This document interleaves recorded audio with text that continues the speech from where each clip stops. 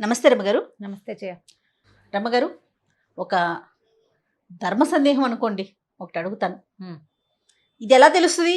అసలు మీకు ఇలాంటి డౌట్స్ ఎందుకు వస్తాయని అనకూడదు. మీరు సరే, సమాధానం చెప్పేసేయాలి మాకు. నాకు తెలిస్తే చెప్తాను. మన ఆయుష్ మనకు తెలుస్తుందా, ఎన్ని రోజులు ఉంటాము అని? ఇప్పుడు మనం ఇక్కడ కూర్చున్నాం, ఒక 5 నిమిషాల తర్వాత మనం బయటికి వెళ్తాం. బయట ఎలా ఉంటుందో మనకు తెలుస్తుందా? మరుక్షణం ఏం జరుగుతుందో మనకు తెలియదు. ఇలాగే ఉంటుంది అనుకుంటాం. ఉంటే ఉండొచ్చు, ఉండకపోతే మానేయచ్చు. అది ఎలా ఉండాలో దాని దారిని అది ఉంటూ ఉంటుంది అంతే. నువ్వు అనుకోవటం వల్ల, మనం భావించడం వల్ల అది ఆగదు, మారదు, ఉండదు. ఏది ఎలా జరగాలో అలా జరుగుతూ వెళ్తూ ఉంటుంది. సరే, ఇక్కడ ఇంకొక ప్రశ్న. మనకి కొన్ని కళలు వస్తూ ఉంటాయి. ఆ కళల ప్రభావం, నాకు ఈ కళ వచ్చింది, ఇది జరుగుతుందేమో సహజంగా అనుకుంటూ ఉంటాం.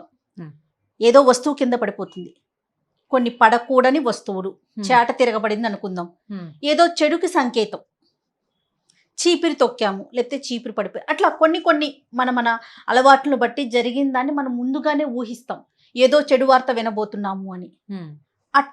అలా ఏదన్నా చెడు జరుగుతుంది అనేది ముందుగా ఆయుష్కు సంబంధించి, ఇలా జరిగింది, ఏదో ప్రమాదం జరగవచ్చేమో అని అనుకోవటానికి అవకాశం ఉందంటారా?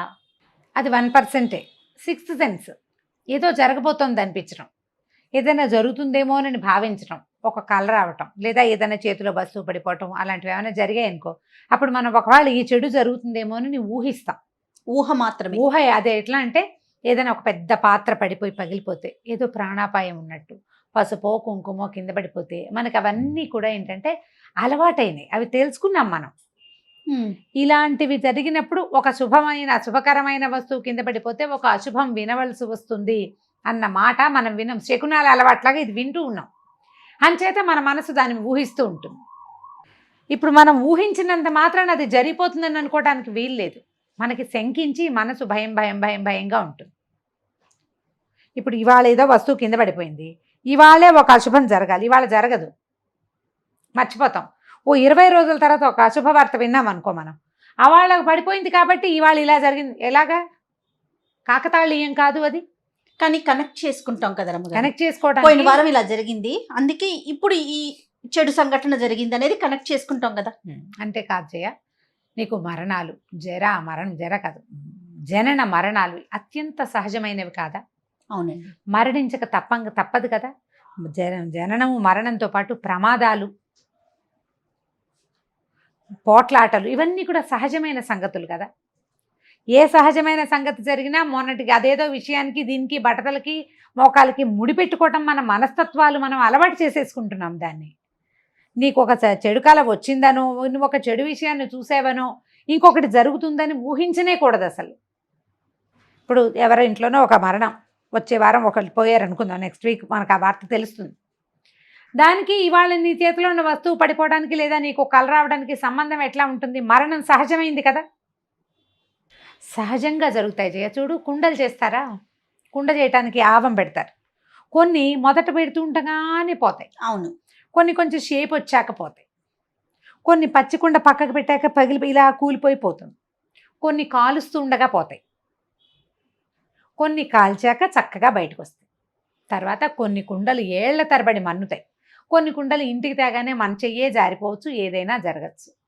అలాగే మనుషులు కూడా కొన్ని గర్భంలోనే పోతారు కొంతమంది, గర్భస్థ శిశువుగా మరణించే వాళ్ళు కొంతమంది, శిశువుగా రూపొంది ప్రసవించిన తర్వాత పోయేవాళ్ళు కొంతమంది, కొంత వయసు వచ్చాక ఏదైనా పోవటం అనేది ఉంది చూసావా, అది కామన్. అంత సహజమైనది జయ ఇది. దీనికోసం తాపత్రయపడకూడదు. అవునండి. మనం బతికేం, ఉన్నంతలో మన జీవితానికి న్యాయం చేసుకోవాలి. నా ఆయుష్ ఎన్నాళ్ళు అనేది తెలుసుకుంటే, ఎల్లుండి మరణిస్తాము అని తెలిస్తే, ఇవాల్టి రోజు నువ్వు తినగలవా, తాగగలవా, ఊపిరి తీసుకోగలవా, ధైర్యంగా ఉండగలవా? ఏమీ చేయలేవు. అదే నీకు ఆ భవిష్యత్తు పట్ల అసలు నువ్వు ఎల్లుండి పోతావు, ఎప్పుడు పోతావో మనకు తెలియదు అనుకో, హాయిగా ఉంటావు, నీ రోజుని నువ్వు జీవిస్తావు. అవును. ఇది తెలుసుకోవాలన్న ఊహ చేయకూడదు. ఇదంతా కూడా ఏంటంటే ప్రకృతిలో ఒక భాగాలం. మనం ఏం చేస్తామంటే, మనం అటాచ్మెంట్స్ డెవలప్ చేసుకుంటాం. తీగలు అల్లేసుకుంటాం మన జీవితం చుట్టూత. పిచ్చిగూడులాగా ఉంటుంది మన జీవితం. మన తాత, అమ్మమ్మ, నాయనమ్మ, తాతగారు, మన మేనత్తలు, మన బాబాయిలు, మన అమ్మ, మన నాన్న, మన భార్య, మన అత్తవారు, మన పిల్లలు, నా ఉద్యోగం, నా ఇల్లు, నేను కొనుక్కున్న కారు, వీటన్నిటి మీద పాశాలు, బంధం బాగా పెంచుకుంటాం. మరణం అంటే భయపడతాం. అది జరిగి తీరవలసిందే, అందులో అనుమానం ఏం లేదు. ఆ ఒక్క క్షణం అయిపోయాక ఇక నీకు దీంతో సంబంధమే లేదు. మిగిలిన వాళ్ళంతా ఈ వెళ్ళిపోయిన జీవుడి కోసం బాధపడుతూ ఉంటారు. కానీ చూడు, సూర్యుడు కానీ చంద్రుడు కానీ ఆగుతారా?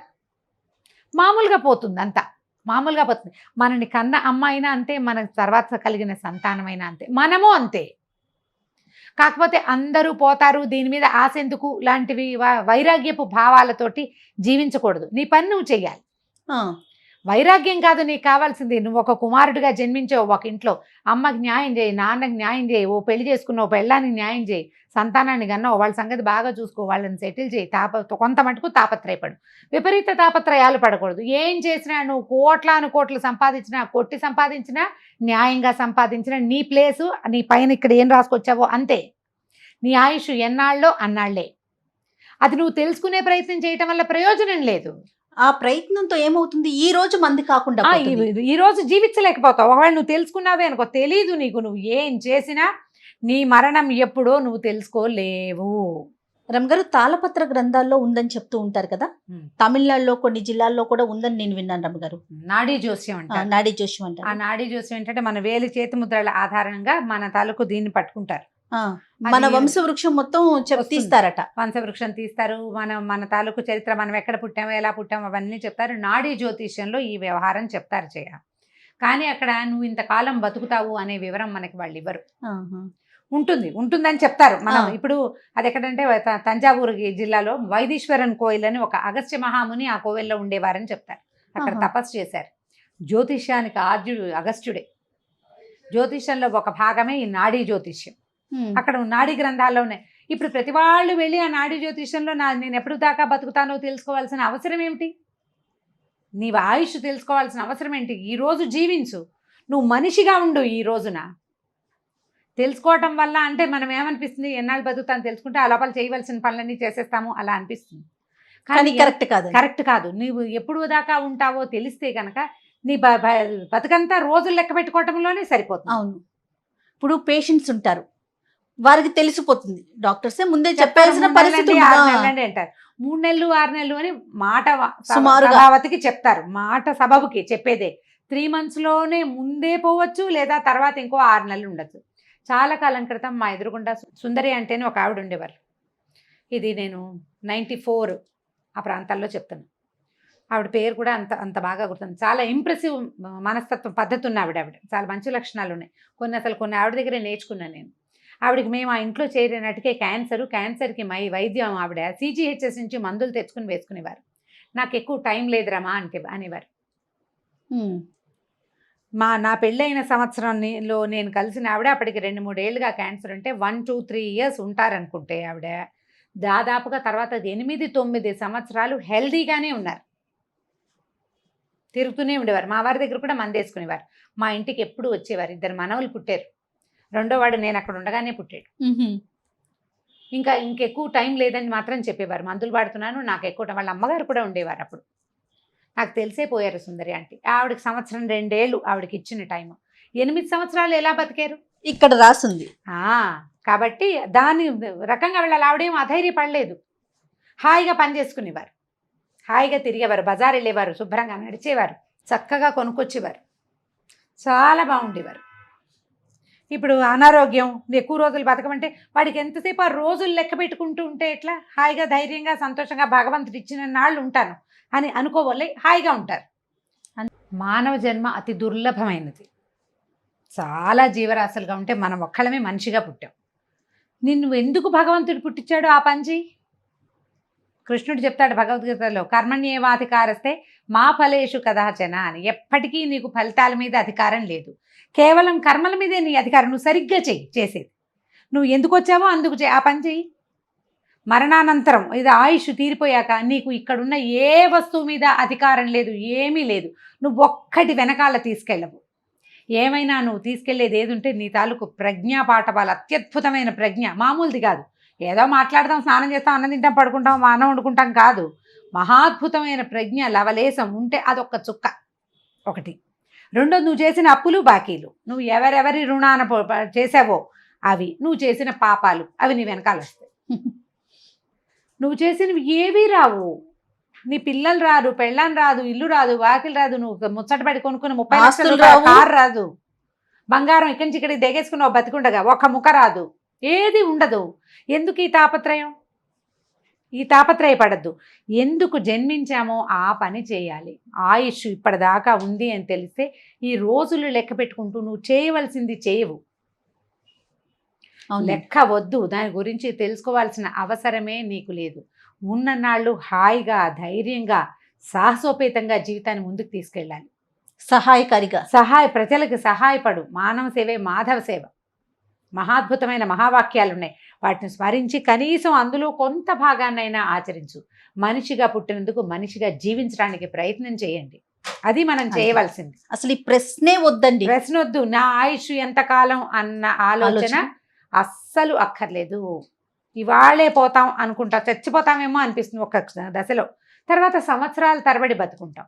నేను రాజం చేస్తాను, 90 ఏళ్ళ దాకా ఉంటాను, నా మునిమన వాళ్ళు చూస్తాను అనుకున్న వాళ్ళు తెల్లారేపాటికి పరలోకం ప్రవేశంలో ఉంటారు. వాళ్ళు చెప్పలేకపోతాం. కాదు రమ్మ గారు, ఇప్పుడు ఇక్కడ ఫస్టే మీరు అన్నారు మరుక్షణం మనదా చెప్పండి. మంది కాదు, నువ్వు ఉన్న క్షణమే నీది. అంతే. దీన్ని నీదిగా చేసుకో. నీదైన ముద్ర వెయ్యి నీ జీవితంలో. నీ ప్రపంచంలో నీ ముద్ర ఉంచుకో. సరిగ్గా చెయ్యి. నువ్వు చనిపోయిన తర్వాత కూడా ఈ లోకంలో ఉండాలంటే నువ్వు చేసే సహాయం, నువ్వు చేసే మంచి పని, నువ్వు ఎంత మటుకు ప్రపంచానికి ఉపయోగపడ్డావో అది ఉంటుంది ఇక్కడ. దాన్ని ఉంచు. దానికోసం ట్రై చెయ్యి. ఈ ఆయుష్ ఎప్పుడు అక్కడ నాడికి వెళ్దామా, అక్కడికి వెళ్దామా, అదే వెళ్దామా, ఈ గోల ఎందుకు? ఈ గోల ఇందులో పడద్దు. ఎవరైనా సరే పడకూడదు. సరి అయిన పని చేసి జీవితాన్ని సజావుగా ముందుకు తీసుకెళ్ళాలి. ఏ జాతిలో ఏ ఇంట్లో పుట్టినవాడు ఆ ఇంటికి తగిన కార్యక్రమం, ఆ ఇంటికి తగిన విధానం, వాళ్ళు ఏ విధానంలో ప్రవర్తిస్తారో ఆ ముందున్న వాళ్ళు ఆ విధానంలో ప్రవర్తించి మీ గృహాన్ని, మీ ఇంటి పద్ధతుల్ని ముందుకు తీసుకెళ్ళండి. ఏ దేశంలో పుడతామో ఆ దేశ సంస్కృతిని ముందుకు తీసుకెళ్ళి దాన్ని రక్షించే ప్రయత్నం చేయండి. ఇక్కడ పుట్టినందుకు మనం దాని రుణం తీర్చుకోవాలి. ఆ ప్రయత్నం చేస్తే చాలు. అప్పుడు మీకు ఎంత తక్కువ ఉన్నా ఆయుష్ ఎక్కువ ఉన్నట్టే లెక్క. బాగా చెప్పారు. Thank you. నమస్తే జయ.